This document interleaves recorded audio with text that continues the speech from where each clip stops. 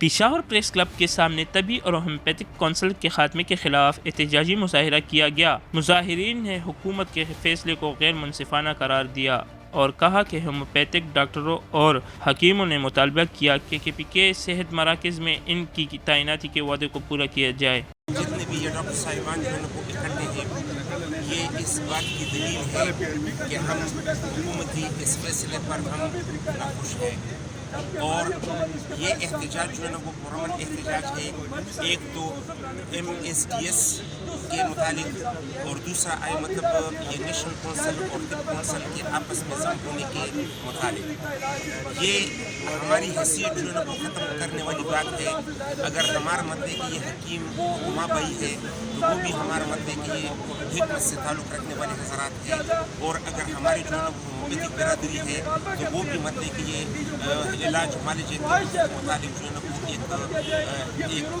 ایک حیثیت والا علاج ہے، تو یہ ان کا بھی مطلب حیثیت ختم کرنے والی بات ہے ہمارے حکومت حضرات کی، اور ہماری مت ہے کہ یہ ہومیوپیتھک برادری کا بھی حیثیت جو ہے نا وہ ختم ہونے والی بات ہے۔ مظاہرین نے واضح کیا کہ اگر حکومت نے فیصلہ واپس نہ لیا تو وہ اسلام آباد کا رخ کریں گے۔ احتجاج میں مختلف شعبے کے معالجین نے شرکت کی اور اپنے حقوق کے لیے آواز بلند کی۔ انہوں نے کہا کہ حکومت کی جانب سے کیے گئے فیصلے سے عوامی صحت کے نظام کو نقصان پہنچے گا، اور ہم اس کی مذمت کرتے ہیں۔ اور اس کے علاوہ ہم نے جو ہے ہیلتھ کیئر کمیشن کے فیس کے حوالے سے کیس بھی جیتا تھا 9 فروری 2022 کو پشاور ہائی کورٹ میں۔ انہوں نے کہا تھا کہ فیس نہیں کیا ہوا ہے، یہ سراسر زیادتی ظلم ہے، دوبارہ ہم سے فیس لینا۔ اور اس کے علاوہ ہم جو ہے نا یہ ایک نئے حوالے سے بات کر رہے ہیں، ہم سے مطالبہ کر رہے ہیں کہ ذرا ہومیوپیتھک کونسل کو اپنی جگہ پر رکھیں اور طب کونسل کو اپنی جگہ پر رکھیں۔ یہ جو ہے نا اپنی فنڈ جو ہے نا وہ جنریٹ کر رہے ہیں، اور ان کو جو ہے نا پہلے حکومت دیتی تھی 20 لاکھ روپے پر ایئر، وہ بھی 3-4 سالوں سے بند ہے۔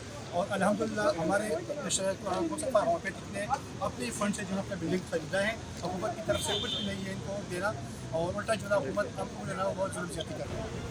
مظاہرین کا کہنا تھا کہ ہومیوپیتھک اور طبی دونوں شعبوں کا علیحدہ کردار ہے اور انہیں یکجا کرنا غلط ہے۔ وہ اس فیصلے کے خلاف اپنا احتجاج جاری رکھنے کا عزم رکھتی ہے۔ پشاور میں ہونے والے یہ احتجاج حکومت کے لیے ایک واضح پیغام تھا کہ وہ اپنے فیصلے پر نظر ثانی کرے۔ عثمان خان، مرہم TV، پشاور۔